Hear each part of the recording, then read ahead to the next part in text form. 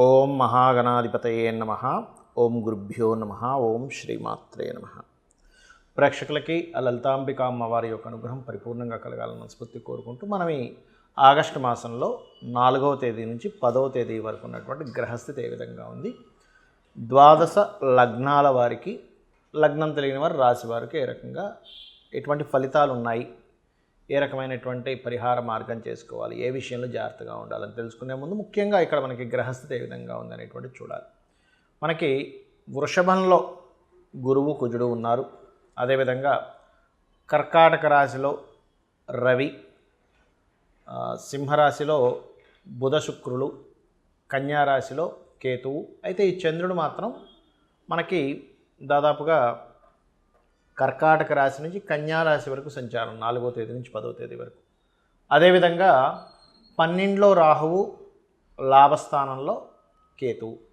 ఈ యొక్క గ్రహస్థితిని అనుసరించి ద్వాదశ లగ్నాల వారికి లేదా ద్వాదశ రాశుల వారికి ఏ విధంగా ఉంది అనేటువంటి విషయాన్ని మనం ఒక్కొక్క లగ్నంగా తెలుసుకుందాం.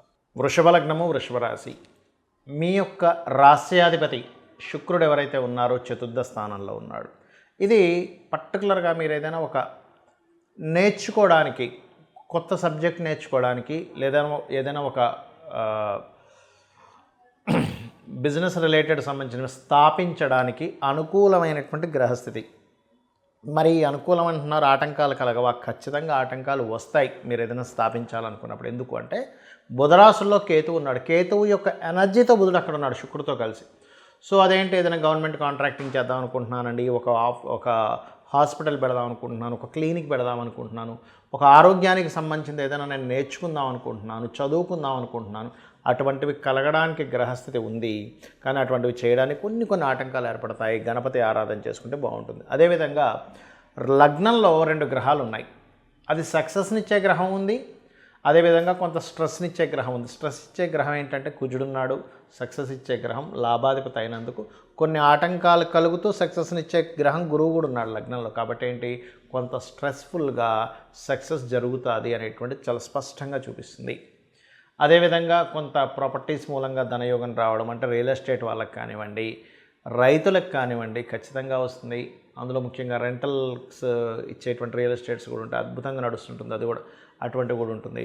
అయితే ఇక్కడ మీరు అర్థం చేసుకోవాల్సిన విషయం ఏంటంటే, పర్టికులర్గా మీకు 4, 5 తేదీలు మీరు ఏదైతే వివాహ ప్రయత్నాలు చేస్తూ ఉంటారో, బిజినెస్ కోసం ఏదైతే ట్రయల్స్ వేస్తూ ఉంటారో, వాటికి చాలా అనుకూలమైనటువంటి సమయం ఈ 4, 5 తేదీలు. కాకపోతే ఉద్యోగ సంబంధించిన విషయంలో ఈ 4, 5 తేదీలు తొందరపాటు నిర్ణయాలు తీసుకోకండి దయచేసి. ఉద్యోగం విషయంలోని, పెద్ద ఇన్వెస్ట్మెంట్స్ విషయంలో జాగ్రత్తగా ఉండండి.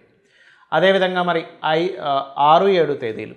6, 7 తేదీలు ఏమిటండి అని చెప్పి చూసుకున్నట్లయితే, ఇది విదేశాలకు వెళ్ళడానికి, సహజంగా కూడా విదేశాలకు వెళ్ళడానికి, వివాహ సంబంధించిన నిర్ణయాలకి మీకు ఈ వారంలో మొదటి 4 రోజులు చాలా అనుకూలంగా ఉంది. కానీ 8, 9, 10 తేదీలు మాత్రం మీరు కొత్త ఫ్రెండ్స్ని కలిసినప్పుడు, కొత్త ఫ్రెండ్స్తో ఎవరితోనైనా ఏదైనా అగ్రిమెంట్ రాసుకునేటప్పుడు, కొన్ని ప్రేమ వ్యవహారాలకు సంబంధించినటువంటి అంశాలలోని కాస్త జాగ్రత్తగా ఉండండి. ఎవరో ఎక్కడో పరిచయం అవుతారు, ఫేస్బుక్ అనో, ట్విట్టర్ అనో, సోషల్ చాలా ఉన్నాయి. కింద మెసేజ్ పెడుతూ కూడా ఒకరికొకరు నెంబర్ షేర్ చేసుకుని చాలా చూశాను. తర్వాత అయ్యో నేను ఏదో అనుకున్నానండి, మొదట్లో చాలా మంచిగా నటించారు, దాని తర్వాత నేను చాలా ఇబ్బంది పడ్డాననేటువంటి పురుషుల్ని చూశాను, స్త్రీమూర్తుల్ని చూశాను. అంటే ఇక్కడ కేవలం ఏదో పురుషులే మోసం చేస్తారో, స్త్రీ మోసం చేస్తారో తత్వం ఉంటుంది. అది కొంతమంది చాలా మంచి వాళ్ళు ఉంటారు. బట్ ఈ విషయంలో చాలా జాగ్రత్తగా ఉండండి. అలాగే కొన్ని నిర్ణయాలు తీసుకునేటప్పుడు కూడా, నాట్ ఓన్లీ లవ్ మ్యాటర్స్ అనే కాకుండా, ఫ్రెండ్స్ అనే కాకుండా కొన్ని నిర్ణయాలు తీసుకుంటాం మనం. 8, 9, 10 తేదీలు నిర్ణయాల విషయాల్లో చాలా జాగ్రత్తగా ఉండాలి. అలాగే కొన్ని వివాహ సంబంధాలు అనుకోకుండా సడన్గా రావడం, అదే కాస్త ఒత్తిడిగా ఉండడం కూడా జరుగుతూ ఉంటుంది. వేరే ప్రాంతానికి వెళ్ళడం ద్వారా ఉద్యోగ అవకాశాలు కూడా మీకు పెరుగుతాయి, అందులో ఎటువంటి సందేహం లేదు. ఆన్లైన్లో చేసేటువంటి బిజినెస్లు చాలా చక్కగా కలిసి వస్తాయి. మీరు చేయవలసిన దేవత ఆరాధన ఏమిటి? కేతు గ్రహం దగ్గర దీపారాధన చేయండి. పంచమ స్థానంలో కేతు ఉన్నాడు. దాంతోపాటు గణపతి ఆలయాలకు వెళ్ళడము, విష్ణు సహస్రనామాలు చదవడము చేయండి. అన్ని విధాలా మీకు బాగుంటుంది. లలిత కూడా చదువుకోవచ్చు. అయితే అందులో ఓం సర్వజ్ఞాయై నమః అనేటువంటి నామస్మరణ చేయండి, అన్ని విధాలా బాగుంటుంది.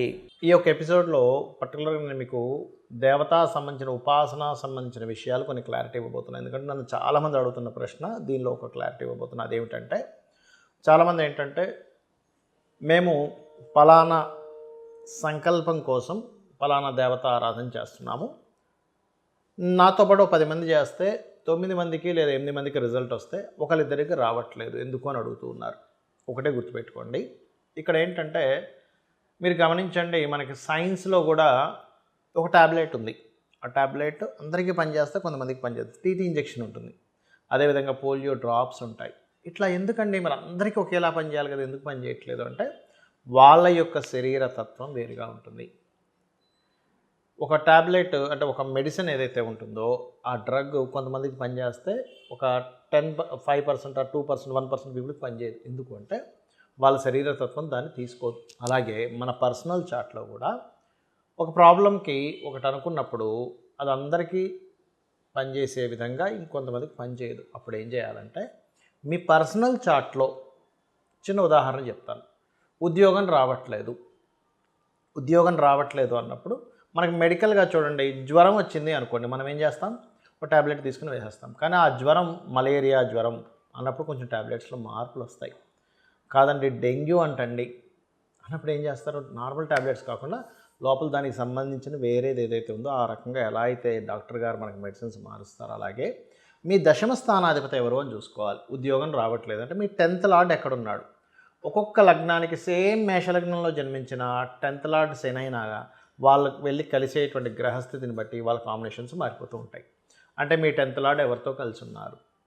ఇక్కడ ఏంటంటే ఒక ప్లానెట్ వెళ్ళి ఏ ప్లానెట్స్తో కలిసింది అనే దాన్ని బట్టి ఇక్కడ చాలా విషయాలు వస్తాయి. ఎలాంటివి అంటే మీరు ఎటువంటి ఉద్యోగంలోకి వెళ్తే ఎదుగుతారు, పాయింట్ నెంబర్ 1. రెండవది, మీకు ఉద్యోగంలో ఇబ్బంది వచ్చినప్పుడు ఎటువంటి పరిహారం కానివ్వండి, నిర్ణయాలు కానివ్వండి తీసుకోవాలి, రెండో పాయింట్.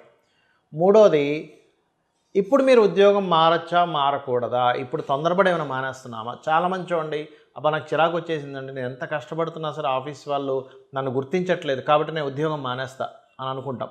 కానీ ఒక్కొక్కసారి అది రైట్ డెసిషన్ అవుతుంది, 100% రైట్ డెసిషన్ ఒక్కోసారి అవుతుంది, ఒక్కోసారి కంప్లీట్ రాంగ్ డెసిషన్ అవుతుంది. ఆ విషయాన్ని కూడా మీ యొక్క జాతకం చెప్తుంది. ఇది ఓన్లీ ఉద్యోగం కోసమే కాదు, ఇన్వెస్ట్మెంట్, ఇక్కడ ఇన్వెస్ట్మెంట్ చేయాలా వద్దా మీ పర్సనల్ చార్ట్ క్లియర్గా చెప్తుంది. అలాగే మీరు ఇప్పుడు విదేశాలకు వెళ్దాం అనుకుంటున్నారు, ఒక్కొక్కసారి ఏమవుతుంది, కొంతమందికి హడావిడిగా వెళ్ళిపోతారు, తీరపోతే అయ్యో ఎందుకు వచ్చాను, 3 లక్షలు ఖర్చు అయిపోయి మళ్ళీ వెనక్కి వస్తారు. Right time or wrong time అంటే ప్రతి జాతకము అద్భుతమైన జాతకమే, గుర్తుపెట్టుకోండి. ప్రతి జాతకం అద్భుతమైన జాతకమే. కాకపోతే ఆ అద్భుతం మీ జన్మ జాతకంలో ఏ భావంతో కనెక్ట్ అయింది అనేటువంటి తెలుసుకోవాలి, గుర్తుపెట్టుకోండి. అది తెలుసుకున్నామా అద్భుతం, అది తెలుసుకోలేదా ఇబ్బంది పడుతూ ఉంటాం. అంటే ఎలాగా అంటే చెప్తాను, చూడండి, చిన్న ఎగ్జాంపుల్ చెప్తాను. ఇక్కడ నుంచి మనం ఒక దగ్గరికి వెళ్ళాలి, తిరుపతికి వెళ్ళాలి, వెంకటేశ్వర స్వామిని దర్శనం చేసుకోవాలి. చాలా గొప్ప విషయం అది. అయితే వెళ్ళే రూట్ తెలిస్తే వెళ్తాం, వెళ్ళే రూటే తెలియదు, మనం ఏం చేస్తాం, అక్కడెక్కడే తిరుగుతూ ఉంటాం. రూట్ తెలిసింది, పలానా ట్రైనో బస్సు పట్టుకోవాలి, తిరుపతి వెళ్ళాలి, అక్కడి నుంచి మళ్ళీ కొండపైకి వెళ్ళాలి, అక్కడి నుంచి మళ్ళీ అక్కడ కింద టికెట్ తీసుకోవాలి, అక్కడి నుంచి లైన్లో నిలబడాలి, వెళ్ళాలి, దర్శనం చేసుకొని రావాలి. This is the process. అసలు ఏ బస్సు వెళ్తుంది, ఏ ట్రైన్ వెళ్తుంది ఏమీ తెలియట్లేదు, తిరుపతి వెళ్ళిపోవాలనుకున్నాం. అప్పుడేంటి, నీ సంకల్ప బలంతో ఎవరినైనా అడిగితే కూడా తెలుస్తుంది కదా. అలాగే మీ పర్సనల్ చార్ట్లో మీరు పలానా గోల్ సాధించాలి అని అనుకున్నప్పుడు మీకు అవుతుంది. ఇప్పుడు చిన్న ఎగ్జాంపుల్ ఎలా అంటే, ఇప్పుడు మీరు ఇక్కడ నుంచి ఏదో దేశంకి వెళ్ళాలనుకుంటున్నారు, ఫ్లైట్ కాదు నేను సైకిల్ మీద వెళ్ళాలి అనుకుంటున్నాం, కుదరదు. బస్సులో వెళ్ళాలనుకుంటున్నాం, ఫ్లైటే ఎక్కాలి, అవునా. సముద్రం దాటాలంటే లేదా షిప్ ఎక్కాలి. అలాగే మీ గోల్కి ఏ గ్రహ బలం కావాలి. ఐఏఎస్ అవ్వాలనుకుంటున్నానండి, లేదంటే నేను గొప్ప బిజినెస్ మ్యాన్ అవ్వాలనుకుంటున్నాను, ఫస్ట్ యోగం ఉందా లేదా. ఒకవేళ బిజినెస్సే చేయాలనుకుంటున్నాం, దానికి బిజినెస్ యోగాన్ని సంపాదించడం ఎలా. మనకి పురాణాలు కానీ ఇతిహాసాలు కానీ అన్నీ ఏం చెప్తున్నాయంటే చూడండి, ఒక మహర్షి, ఒక గొప్ప రాజు బ్రహ్మర్షిగా మారాడు, వినే ఉంటాం మనం. అంటే ఏమిటి, తపస్సుతో మనం ఏదైనా చేయొచ్చు. తపస్సు, తపన పడడము. తపన పడితే ఈ ప్రకృతి భగవంతుడు, ఈ ప్రకృతి అనేటువంటి భగవంతుడు అమ్మవారు ఏదైతుందో నీ తపనకి మెచ్చుకొని నీ జన్మజాతకంలో యోగం లేకపోయినా మీకు ఇస్తుంది. ఇది ట్రూ, నిజం అన్నమాట, సత్యం, నగ్న సత్యం అంటారు చూసారా, అంత సత్యం ఇది. అంటే ఏమిటి, మనం తపన పడాలి, 24 గంటలు అయితే తపన పడాలి. ఈ తపస్సులో మనకి పాత సినిమాల్లో చూపించినట్టుగా అదేదో మేనకాస్ వీళ్ళు ప్రత్యక్షంగానే అటు డైవర్ట్ అయిపోతాం. మన లైఫ్లో కూడా మనం ఒక గోల్ వైపు వెళ్తూ మధ్యలో ఏవో రాగానే అటు డైవర్ట్ అయిపోతాం మనం. ఆ డైవర్ట్ అయిపోవడమే మనకు మధ్యలో తపోభంగం జరుగుతూ ఉంటుంది. అలా మీ జన్మజాతకంలో ప్లానటరీ కాంబినేషన్స్ ఎట్లా ఉన్నాయి, అదే మీ పర్సనల్ చార్ట్లో తెలుస్తుంది. మరి గోచారం ఏమిటండి? ఈ గోచారం ఈజ్ మీకు బయట ఉండే సిచ్యువేషన్స్, ఇప్పుడుండే ప్లానటరీ పొజిషన్స్ ఎంత బలంగా ఉన్నాయి, ఎంత బలహీనంగా ఉన్నాయి. మనం ఒక ముహూర్తం పెట్టుకుంటాం, మౌఢ్యం ఉందండి పెట్టుకోకూడదు, శూన్యమాసాలు ఉన్నాయండి పెట్టుకోకూడదు అంటాం కదా. అట్లాగే గోచార బలం ఎలా ఉంది, దానికి మనం చేసే ప్రయత్నం ఎంతవరకు సపోర్ట్ చేస్తుంది అని తెలిపేదే ఈ యొక్క గోచార ఫలితాలు. కాబట్టి మీ జన్మజాతకంలో ఉండే యోగాన్ని, గోచార ఫలితాలని తెలుసుకొని మీరు పరిపూర్ణమైనటువంటి ఆనందాన్ని, విజయాన్ని, అమ్మవారి అనుగ్రహంతో మీరు సొంతం చేసుకోవాలని మనస్ఫూర్తిగా కోరుకుంటూ శ్రీమాత్రే నమః.